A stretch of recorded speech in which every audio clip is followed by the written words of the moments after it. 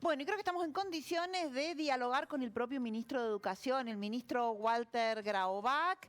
Un lujo recibirlo. Ministro, ¿cómo está usted? Aquí estamos con Martín Urricelki y Giovannina Cacase. ¿Nos escucha? ¿Nos recibe bien? ¿Qué tal? Buen día. Buen día, Martín. Gracias. Bueno, gracias a usted por atendernos. Tenemos algunas partes del audio que se nos cortan. Vamos a ver si las podemos mejorar. Y, ministro, preocupados porque no hay posibilidades de que se vuelva pronto a las clases presenciales. No por ahora. La verdad que esa expectativa que se había generado a partir de declaraciones que había hecho el ministro de Educación de Nación, Nicolás Trota, de que en agosto podrían estar volviendo las clases, lamentablemente no se va a poder cumplir porque la situación epidemiológica no ha mejorado, al contrario, se agravó, tenemos más contagios y realizar una reapertura de las escuelas aumentaría la circulación de las personas a un nivel que pondría en riesgo la situación de toda la sociedad. Así que por ahora no vamos a impulsar la reapertura y bueno, seguiremos viendo cómo evoluciona la situación y en función de ello tomaremos decisiones. Así que a partir de mañana retomamos con todos los docentes de la provincia lo que es la educación remota, sea virtual o con los cuadernillos, del modo que se haya establecido. Ahora, ministro, las vacunas siguen en experimentación y parece faltar bastante, ¿no?, para que lleguen a nuestro país. O sea, y el inicio de las clases de manera segura, que sería si la vacuna está, parece faltar bastante tiempo. Y vamos a seguir así con clases a través de la virtualidad, que no es lo mismo, ministro. No es lo mismo, sin lugar a dudas. No, yo no sé si hay que esperar a que salga la vacuna. La verdad que no estoy yo en condiciones de poder decirlo porque esa es una decisión que en todo caso los miembros de los COE, los médicos, sanitaristas, infectólogos, epidemiólogos, etcétera, etcétera, y la autoridad política tendrán que resolver. Pero de no haber una curva tan alta de contagio como la que tenemos ahora, probablemente con algunas medidas de bioseguridad se puede retornar a las escuelas, no como era antes, pero sí con algún nivel de presencialidad. Lo cual indica que en este periodo, donde hemos trabajado sobre la base de lo virtual, tendremos que hacer un balance de cuáles son los aspectos más fuertes con los cuales podemos movernos y seguramente en el futuro de la educación la combinación de lo virtual y lo presencial va a ser algo que vamos a tener como normalidad en el futuro. Así Ministro, que a pesar del drama del momento, también es un momento de un enorme aprendizaje mirando hacia el futuro.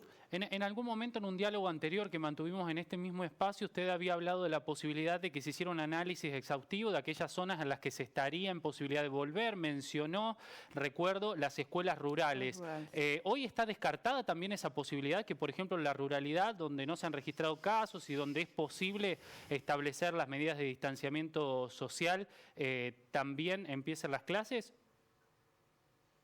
Por ahora sí, porque los docentes en general no viven en las zonas rurales. Los docentes viven en localidades urbanas donde en muchos casos hay una circulación, una posibilidad de circulación del virus muy grande. Así que hasta que no pase este periodo que ha sido de aumento, no solo de contagiados, sino que se ha expandido geográficamente los casos de infectados por coronavirus, por ahora no lo vamos a hacer. Cuando estén dadas ya más medidas de seguridad, seguramente van a ser las escuelas con las cuales iniciaremos el proceso siempre escalonado de poder reiniciar a las aulas. Y en localidades como la nuestra, por ejemplo Río Cuarto, que no hay circulación de virus, ¿allí no hay alguna posibilidad de que se retomen con algún protocolo de seguridad las clases presenciales, ministro? No por ahora. Yo les quiero decir esto. además de la educación, lo que está paralizado es gran parte de la sociedad. Sí. Y estamos viviendo en una situación tremenda desde el punto de vista social porque hay pérdida de puestos de trabajo, gente que no cobra su salario, gente que ha perdido el empleo y que además la ayuda social del Estado es una ayuda limitada.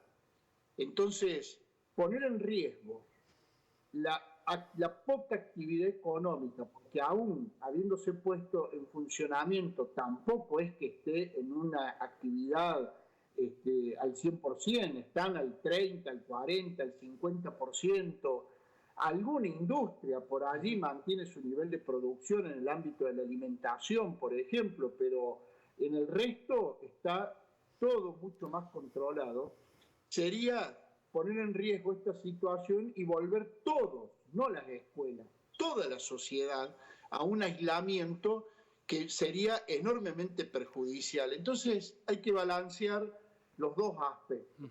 Y en el caso de Río Cuarto, la verdad que es asombroso y hay que felicitar a los ciudadanos de Río Cuarto, hay que felicitar al COE, a las autoridades, a todos los medios de comunicación, porque la verdad que es un lugar transitado por muchos camiones que van y vienen, sobre todo en conexión con Rosario y con la ciudad de Buenos Aires y la provincia de Buenos Aires. Que no tengan casos, la verdad que es llamativo. Ahora, pero estamos en una situación de mucho riesgo y una escuela puede expandir el virus en una forma impresionante por el nivel de concentración de personas que conlleva. Sí, ministro, son decisiones difíciles. Ahora, a manera de reflexión y de ejemplo, los jardines maternales, por ejemplo, hay muchos que ya están cerrando acá en Río Cuarto. Y el tema es, después de la pandemia, ¿qué va a pasar? Porque si hay muchos jardines maternales que están cerrando, eso significa que hay padres que necesitan de esos lugares para dejar a los chicos, para ir a trabajar, ¿no? Es una situación muy complicada. Es así.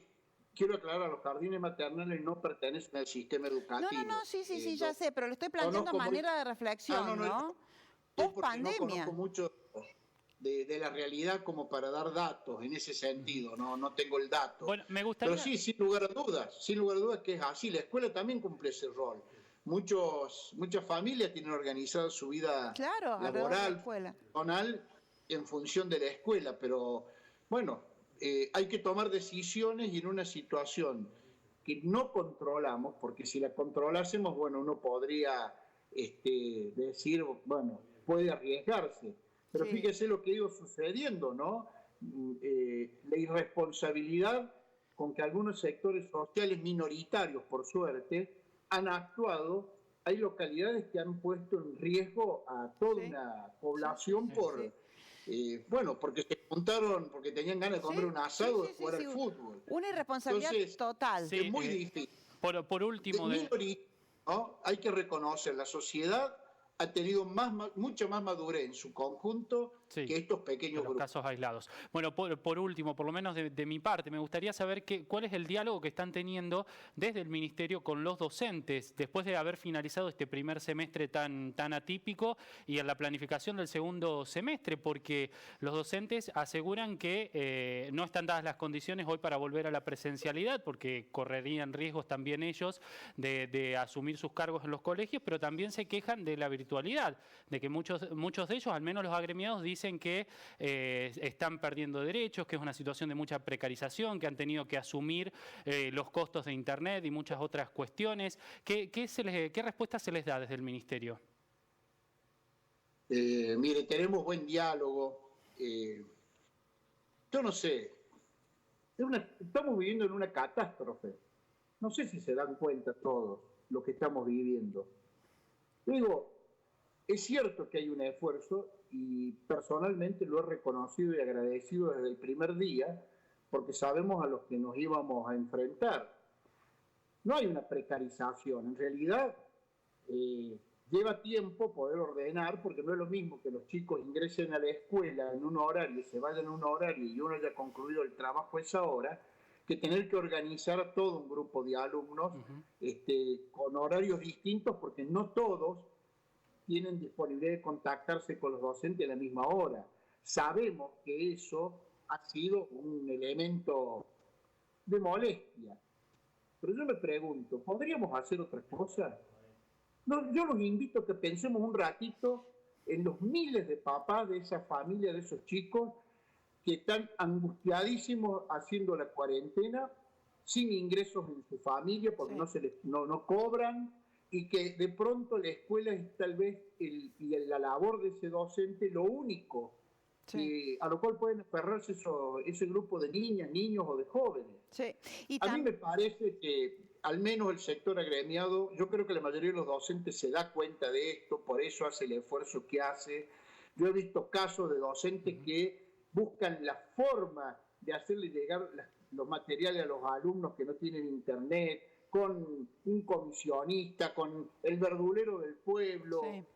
Hacen cosas maravillosas. Entonces yo creo que la mayoría se da cuenta. Yo le diría que a los que se quejan, que hoy hay gente que está inmensamente peor que nosotros. Sí. Entonces les agradezco el esfuerzo y aguantemos, porque también estamos prestando un servicio social.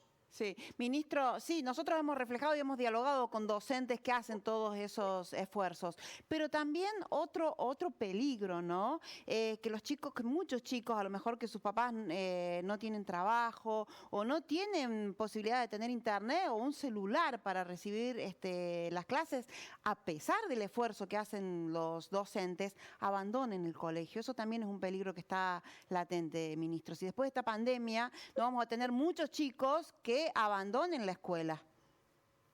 Miren, en la escuela, en el nivel primario, tenemos un nivel de vinculación pedagógica superior al 95%, está en el orden de 96, 97, y depende de la localidad, a veces el 100%. Tal vez en las grandes urbes hay algunas familias que no han mantenido contacto. Incluso en las escuelas rurales más aisladas se mantiene el contacto. El riesgo sí está, por supuesto, en la educación secundaria. Nosotros hemos observado en este tiempo que a esta altura del año, que suele haber un desgranamiento de un orden del 5, del 6%, en este momento está, digamos, desvinculado. No sabemos si desgranado, no sabemos si ha abandonado, pero en algún caso del 7, el 8%. Bien. Ha aumentado un poquito. No tanto como podría haber sido cuando un adolescente no tiene un estímulo, no está con un acompañamiento suficiente, que era un riesgo, yo creo que todavía mucho mayor. Así que regresar a las aulas también nos va a permitir trabajar sobre ello y contenerlo. Ministro, un gusto haber charlado con usted. Muchas gracias. Igualmente, que tengan un buen día y suerte a los docentes a inicio del ciclo, de la segunda parte del ciclo lectivo. Gracias a todos. Gracias, hasta pronto.